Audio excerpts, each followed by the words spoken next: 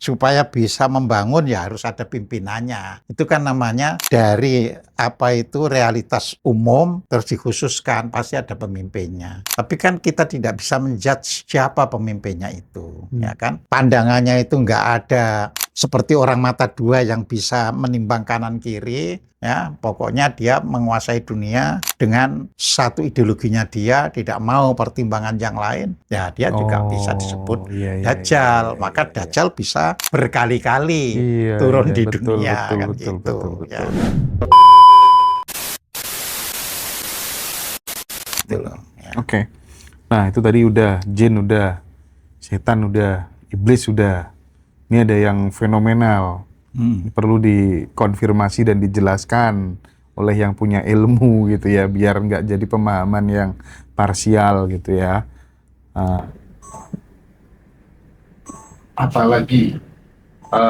Apalagi kalau bukan yang namanya Dajjal.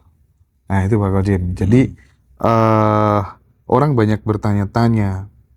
Kan kalau dulu sama guru-guru ngaji kita dikasih tanda-tanda. Ada kafaro di dahinya gitu ya, rambutnya kayak gini, tinggi besar, ya kan.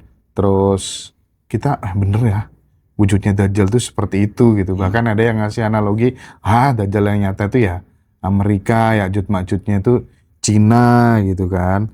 Terus katanya Dajjal itu nggak bisa masuk Mekah, Madinah, terus dan lain-lain gitu. Nah ini kan simpang siur dan nggak jelas gitu.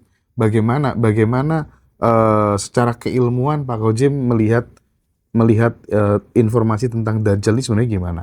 Ya, jadi pertama kalau sebagai orang Islam tidak ada kata Dajjal di dalam Al-Quran. Ya kan Dajjal itu nanti disebut di dalam hadis ya. Tapi Al-Quran itu tidak ada ya Dajjal. Namun demikian meskipun di dalam hadis Nabi tidak menguraikan bentuknya ya. Nabi hanya mengatakan yang disebut cirinya bermata satu, ya kan. Terus kemudian kalau dia memberikan hal yang baik, tapi sebenarnya itu neraka, ya. Tapi kalau dia menawarkan sesuatu yang jahat, tapi sebenarnya itu surga, ya. Jadi itulah yang dibuat manusia, ya, untuk bisa memahami Dajjal itu. Nah, karena ini bukan makhluk yang secara persona disebut di dalam Al-Quran, jadi bisa saja itu sebagai sifat, ya. Jadi sifat ya bisa menempel pada bangsa apa saja. Kalau perilakunya itu untuk menindas manusia, ya kan, ya, terus pandangannya itu nggak ada seperti orang mata dua yang bisa menimbang kanan kiri, ya, pokoknya dia menguasai dunia dengan satu ideologinya dia, tidak mau pertimbangan yang lain, ya dia juga bisa disebut Dajjal. Maka Dajjal bisa berkali-kali turun di dunia, kan gitu. Ya. Tapi kalau kemudian narasi yang berkembang kan, Dajjal akan dibunuh sama Isa. Nah itu gimana Pak? Sama Imam Mahdi. Ya. Iya, kan kita juga harus memahami kan aspek Isa, aspek Imam Mahdi, Dajjal. Ini tiga-tiganya ini harus dipahami kan gitu kan. Ya, kan dikatakan bahwa sebelum turunnya Isa, ya kan, itu turun Imam Mahdi dulu, ya kan. Nah, kita tahu kan imam itu kan pemimpin, ya, pemuka. Nah, kata Mahdi, ya, Makdun, ini kan punya makna dua. Jadi artinya orang yang mendapatkan petunjuk dari yang ilahi, dan orang yang bisa menyampaikan petunjuk yang ilahi tadi kepada manusia secara umum, ya. Jadi itu pengertian Mahdi. Nah, tapi selama ini sudah ribuan tahun kan orang menyatakan Imam Mahdi sudah turun, tapi setelah bisa dikalah-kalahkan hilang lagi. Nanti selalu muncul kan, termasuk ketika Mekah diserang tahun 75, ya, juga diserang orang yang ngaku Imam Mahdi, ya kan? Jadi berapa kali ya bahkan di Indonesia ini orang yang mengaku Imam Mahdi, ya. Nah, jadi intinya itu Imam Mahdi itu sebagai kepercayaan sebuah komunitas, ya. Suatu komunitas yang ingin misalnya mendobrak suatu keadaan supaya punya, maka dia menyebut pimpinannya Imam Mahdi, ya kan? Sebab kalau tidak ada embel-embel itu di kalangan umat Islam ya nggak bisa, ya kan? Jadi ini adalah akhirnya dari nuansa secara ajaran menjadi nuansa politik, ya. Jadi nuansanya itu berubah dari ajaran ke politik, ya. Jadi politik itu tadi ya kan beberapa puluh tahun yang lalu di Indonesia ada yang mengatakan Imam Mahdi setelah ditangkap polisi, kan seperti itu ya. Nah, saya tidak perlu menyebut namanya, ya kan. Nah, jadi itu adalah karena itu tadi secara ajaran memang yang tersebar itu akan datangnya Imam Mahdi dan itu ada di dalam hadis, ya kan. Bukan di dalam Al-Quran, tapi di dalam Al-Quran hanya menyebutkan bahwa bumi ini akan diwariskan kepada hamba-hambaku yang saleh. Ya. Jadi itu Al-Quran. Ya memang orang terus juga mengaitkan tentu hamba-hamba ini kan banyak. Supaya bisa membangun ya harus ada pimpinannya. Itu kan namanya dari realitas umum terus dikhususkan, pasti ada pemimpinnya. Tapi kan kita tidak bisa menjudge siapa pemimpinnya itu, ya kan? Nah, inilah yang diperebutkan di dalam golongan-golongan, ya. Itu baru Imam Mahdinya. Terus sekarang Isanya, ya kan? Ya. Jadi ini mohon yang agama lain, ya. Kalau orang Islam itu menyebut Isa itu Yesus, ya jangan artikan sebagai wah katakan kon salah nyamakan. Nah, ini kita harus memberitahu orang Islam punya kepercayaan 100% bahwa Isa itu adalah Yesus Kristus. Ya. Nah, ini harus kita pahami supaya kita tidak dianggap kok itu turut campur agamanya orang lain, ya kan. Nah, ini penting. Jaga ya nih kan? komen-komen kayak gitu, Pak ya. Lah iya, supaya tahu. Nah, Isa ini ya di dalam Al-Quran itu memang ada kata-kata warafi'uka, artinya kami naikkan engkau, ya. Nah, kami naikkan engkau ini di dalam bahasa masyarakatnya itu pun terbelah jadi dua. Memang yang kebanyakan menganggap Isa dinaikkan, diangkat ke langit. Nanti pada akhir zaman diturunkan, ya. Tapi yang kedua lain lagi kan gitu kan. Ya, artinya ya kan Isa ini diangkat ke langit untuk diselamatkan dari cengkraman orang-orang yang memusuhinya. Nah, jadi itu. Jadi di agama lain pun juga bisa berbeda, tapi itu bukan urusan kita. Ini yang dalam Islam, ya. Nah, ketika Isa itu turun, nah disinilah ya sebagian besar umat Islam percaya ya bahwa naik ke langit nanti turun. Tetapi ketika turun ini pun berbeda persepsi lagi. Ada yang turun ya berarti Isa ya Isa yang dulu itu kan gitu kan. Tapi ada yang kan ke langit itu tidak dengan badannya. Jadi kalau turun tentu dengan bodi yang baru gitu kan. Nah, maka pada era jatuhnya Uni Soviet menjadi ada negara Rusia, Yugoslavia dan sebagainya kan di Rusia itu bangkit kembali gereja-gereja itu. Maka juga saya tulis di salah satu buku ya kan. Jadi suatu hari di sebuah gereja besar yaitu di kota Persburg ya. Nah, itu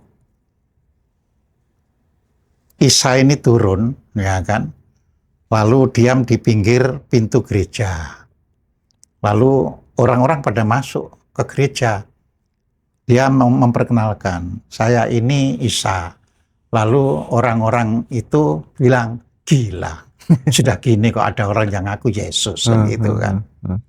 Nah, terus masuk, terus lapor ke pasturnya. Pastor, ada yang berani mengaku Yesus ya di pintu luar itu. Ya, pokoknya kita ibadah aja, nanti urusan saya, kata pastor itu. Setelah pulang semuanya, pasturnya itu, yang khotbah itu keluar dan langsung mencium kakinya, sujud. Ya kan. Tuhan, ya, saya ngerti bahwa yang turun itu Tuhan. Ya, tapi saya mohon, ya, tinggalkan gereja ini. Nanti pastor-pastor itu nggak laku. Itu kan. Ya, semua itu punya anekdot, punya joke, ya kan. Ya. Jadi di kalangan umat Islam pun begitu, gitu loh ya. Jadi turunnya Isa itu siapa yang tahu rupanya Isa kayak apa? Ya nanti seandainya ngaku aku Isa, ya nanti seperti yang di gereja Petersburg tadi kan gitu kan. Jadi manusia itu kan punya persepsi aja, kan nggak pernah tahu rupanya kayak apa, ya. Apa menurut gambar itu yang digambar itu gambarnya orang Afrika sama berbeda-beda, ya. Kayak Yesus saja yang di Cina juga digambar lebih ke wajah Cina gitu loh ya. Jadi itu manusia, makanya ada yang mengatakan, oh spiritnya yang turun, yang membackup si Mahdi kan gitu kan. Berarti kalau misalnya ada yang bilang bahwa sebenarnya Dajjal itu sudah berada di sekitar kita, itu ya masuk akal juga Pak Kojim ya? Oh, masuk akal, bahkan di dalam salah satu doa ya, ketika tahiyat akhir itu kan ada doa berlindung dari Masih Dajjal ya. Jadi Dajjal yang lagi berkeliaran. Iya. Ya, jadi Dajjalnya sendiri ada terus, gitu betul, kan. Betul. Kan prinsipnya itu tadi, mata satu, artinya pendiriannya itu pokoknya hanya satu arah, ya.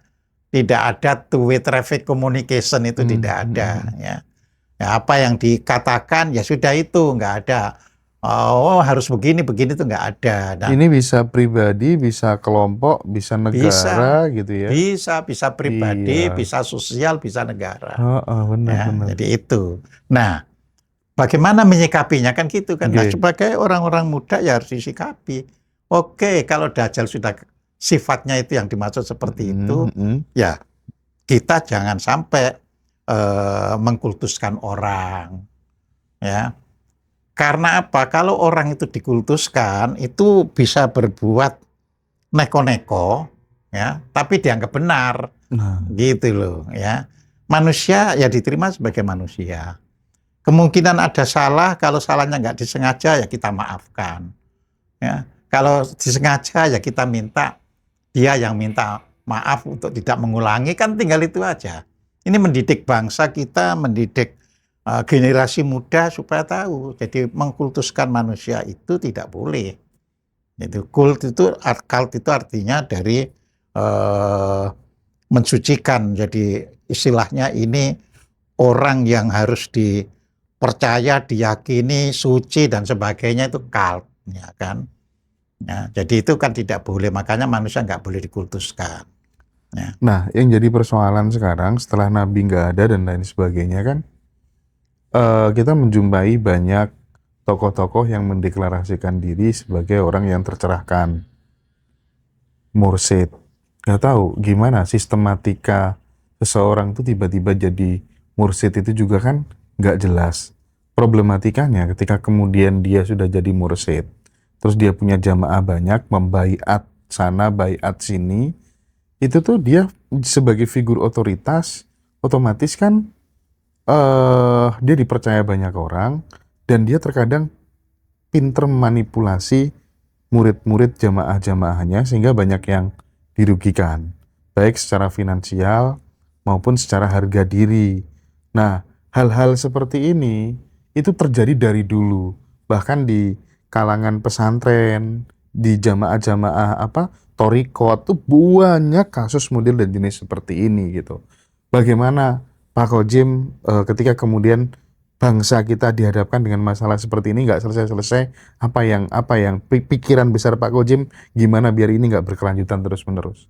Ya, jadi ini kan gini Mas. Ya, kalau kita lihat sejarah agama, ya, sejarah agama, artinya bukan hanya di kalangan agama Islam ada model mursyid itu. Ya, agama lain juga ada, ya. Ya, misalnya kan ada yang ngakui si Sai ini, si Sai itu, kan seperti itu, ya. Atau di Kristen juga ada yang namanya tokoh misalnya sampai ketika bosnya itu bilang lebih baik kita mati sekarang supaya bisa masuk surga, ya ada yang percaya, ya kan. Jadi itu ada di mana-mana, ya.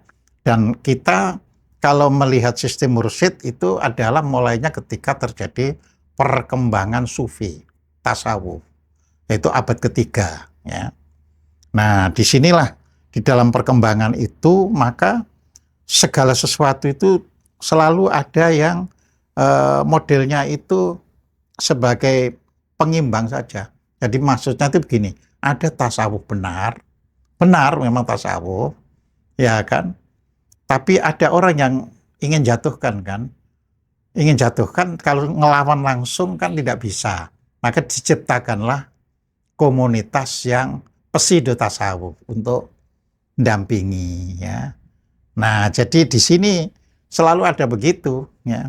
Cuma kan itu tadi kalau betul-betul, ya, tasawuf itu murni, ya, berarti ia akan terus berjalan sesuai dengan kaidah agama yang dipeluknya.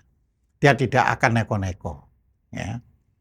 Nah, jadi tapi kan nggak kurang orang yang menyatakan punya padepokan ini itu terus neko-neko, ya. Nah, jelas berarti bukan yang murni tasawuf, ya. Nah, mursyid itu apa sih? Kan dari kata rosada yarsudu, ya. Artinya orang yang dianggap lurus atau benar jalannya, ya kan. Lah, ini kan bisa diklaim ketika orang itu muncul pada kelompok yang tidak tahu. Nah, baru nanti lama-lama ininya sudah meninggal, ini kan punya warisan. Kamu yang satu jadi mursyid, kamu yang mursyid, terus saja, ya kan, mursyid, sehingga supaya eksis, ya, kemursidan itu supaya eksis, maka ada diktum baru, ya kan, barang siapa yang berguru tidak pakai mursyid maka ia berguru kepada setan, ya kan. Ini kan semua permainan. Nah, ya. yang jadi persoalan kan ada yang modelnya kayak gini. Misalnya saya ini udah dibaiat sama Pak Khodjim, bener-bener mursyid saya. Terus kemudian karena saya pinter ngomong, di rumah saya anak-anak muda datang ke rumah, tiap malam saya omongin. Pelan-pelan saya mendeklarasikan diri sebagai mursyid tanpa Pak Khodjim tunjuk. Bikinlah padepokan, bikinlah majelis ini, majelis itu gitu.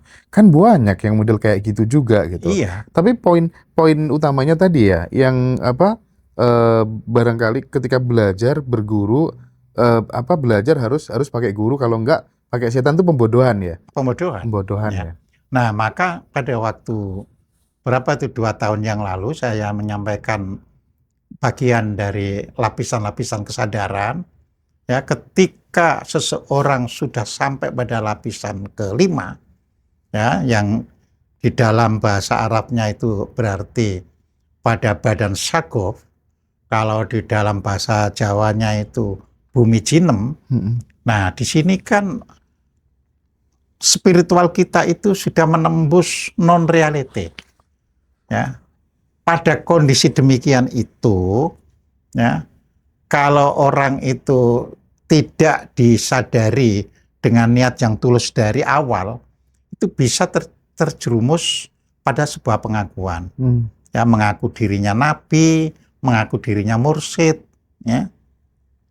Begitu dia mengaku mursyid dan dengan pengetahuannya itu dia bisa sampaikan kepada orang berikutnya yang ditunjuk mursyid, ya berkelanjutan mata rantai mursyid itu, ya. Tapi kan kalau kita jujur tanya siapa mursyidnya Nabi, ya, mereka tuh mulai ngarang. Iya, gitu iya. loh ya. Siapa mursyidnya Nabi? Siapa mursyidnya Nabi Muhammad? Siapa mursyidnya Nabi Isa? Iya, Ya. Nabi aja nggak pakai mursyid. Siapa mursyidnya Nabi Yahya? Siapa mursyidnya Nabi Harun? Ya. Nah, itu kalau kita bertanya dengan tulus, dengan jujur. Ya. Jadi bisa jadi label-label mursyid ini ya untuk kepentingan pribadi, pragmatisme dari tokoh-tokoh itu sebenarnya. Makanya orang mengaku mursyid tidak menjadi masalah. Ya, haknya, ya kan? Cuma ia menjadi salah kalau mengklaim yang tidak punya mursyid itu gurunya setan. Gitu loh, ya. Jadi itu, tadi bahwa orang ya memiliki komunitas, memelihara komunitas itu berkelanjutan dengan sistem mursyid, nggak apa-apa. Orang Zen juga ada guru Zen sekian, nggak jadi masalah. Salah itu kan pakai mengklaim menyalahkan yang lain, gitu loh, ya. Ya, kalau mursyid itu betul-betul tulus, itu tadi betul-betul memasuki area narimo, lilo legowo, ya, bahwa manusia hidup itu ada saingannya. Manusia hidup itu bisa punya persepsi yang iya, persepsinya dia lebih bisa diterima dari persepsi dia, itu selalu terjadi seperti itu. Kan misalnya Mas ya, kita ini pinter misalnya, tapi bisa dikalahkan orang lain, bukan karena kita kalah pinter, bukan, kalah cara memainkan persepsi itu, gitu kan. Nah, makanya kita tadi ya sudah harus nerimo kalau kondisinya seperti itu. Nah, mursyid yang sejati nggak urusan dengan apa ini dituduh ini itu. Kalau sejati loh ya. Nah, kalau mursyid masih kecewa, mangkel, berarti belum mursyid gitu loh ya. Ya, jadi di situ mursyid yang sejati itu waliullah. Ya, dia hatinya bersih, tulus, tidak pernah ada rasa kecewa, apalagi dongkol, apalagi nyalahkan orang, nggak akan ada. Nyalahkan orang nggak? Nggak akan ada. Dia tulus kok. Ya. Nah, bahwa dia jadi mursyid mungkin memang sistemnya harus lewat mursyid dari atasnya. Nggak jadi masalah. Jadi orang ngeklaim, saya lewat jalur mursyid ini, nggak ada masalah. Masalah kalau pakai nyalahkan orang, gitu aja, ya kan. Jadi di situ. Ya. Jadi akarnya mursyid itu sumbernya itu awal-awal gerakan tasawuf dulu ya Pak? Oh iya, tumbuh dari gerakan tasawuf, karena sebenarnya gerakan tasawuf itu kan ingin menghindari dari kancah politik pada waktu itu. Oh, ya. Karena orang politik ini kan otot, akal, okol, semuanya kan. Pokoknya kalau kita udah ngomong soal agama dan cabang-cabangnya itu pasti nggak akan jauh juga dari kepentingan politik sebenarnya ya. Nah, disitulah dibentuk lahir tasawuf. Ya, buat apa saya hidup mengikuti itu? Ya kan, terus dicarilah tentunya ayat-ayat yang menopang. Dicarilah tokoh-tokoh yang bisa dipakai. Terus dibuatlah lewat jalur, yaitu ini jalurnya ini secara silsilah itu sampai Nabi, ya kan? Tapi gak kurang-kurang juga yang tidak ada jalurnya itu, ya, tapi eksis di dunia. Bener. Ya, bahkan di Jombang aja yang eksis. Oh iya. Gitu loh ya. Iya. Aku juga pengalaman masuk dunia kayak gitu. Cuman yang jadi persoalan terakhir mungkin sebelum break, minum dulu, dan nanti dilanjutkan sama Mas Rozi, Pak. Jadi pada saat kemudian seseorang itu kan kadang ada masalah. Nah, dia nggak mau mikir dulu, nggak mau cari solusi dulu, langsung aja jalan pintasnya ke mursyid, jalan pintasnya ke orang yang dianggap ngerti, gitu ya. Dan tidak sedikit mereka yang dimanfaatkan oleh mursyid-mursyidnya. Nah, Pak Kojem kalau melihat kejadian kayak gitu kan tentu mesti udah banyak lah cerita-cerita kayak gitu gitu. Itu gimana Pak? Iya, tapi kan gini Mas, itu bukan hanya di Indonesia, Heeh. di seluruh dunia ya, dan bukan hanya dari orang Islam ya. Heeh. Jadi manusia agama apapun dan di seluruh dunia itu. Kasusnya kayak gitu. Ya, itu bagi yang mereka itu lemah ya, maka biasanya minta bimbingan orang tertentu ya. Nah, disinilah terjadinya kalau di sini wah sudah kecanduan mursyid. Loh di India itu pada orang yang telanjang aja datang semuanya nyembah ya kan. Kalau ditanya itu kok dianggap guru itu telanjang. Loh telanjang itu menunjukkan ya kan bersih lahir dan batin. Sudah tidak melekat terhadap pakaian atau apapun gitu ya. Kan seperti itu ya. Jadi itu hal yang wajar, cuma kan gini kan, untuk ingin membuat bangsa yang maju harus mulai diajak berpikir rasional, berpikir yang bisa diukur gitu loh ya, bisa ditakar gitu. Ya, kalau nggak bisa diukur, nggak bisa ditakar, terus hanya suruh ya. Ngukur dan nakarnya pakai apa? Apanya? Ngukur dan kan ada logika, Mas. Orang kan diajari logika, orang diajari apa itu cara berpikir, ya kan? Nah, punya rasa, punya nalar. Gini ya, ini benar tidak, ya kan? Ada orang yang alim-alim nggak pakai begitu, nimbang semuanya kan. Jadi seperti itu. Oke. Jadi kalau kita ini dasarnya adalah mulai dari seperti di Al-Quran itu kan, dan barang siapa yang tidak memberdayakan akal pikirannya, maka ia akan ditimpa petaka. Ya. Sekarang kalau hal-hal kayak gitu tanya AI bisa Pak ya? Iya. ChatGPT bisa ya? Bisa. Itu ada orang nggak pakai baju terus disembah-sembah tuh gimana bisa, gitu ya? Gitu. Oke. Jadi makin kesini tuh sebenarnya kalau kita ngomong teknologi makin canggih tuh guru-guru kayak mursyid kayak apa tuh pendeta apa segala macam bisa jadi ke depan profesi-profesi kayak gitu mulai ditinggalkan, bubar. Iya.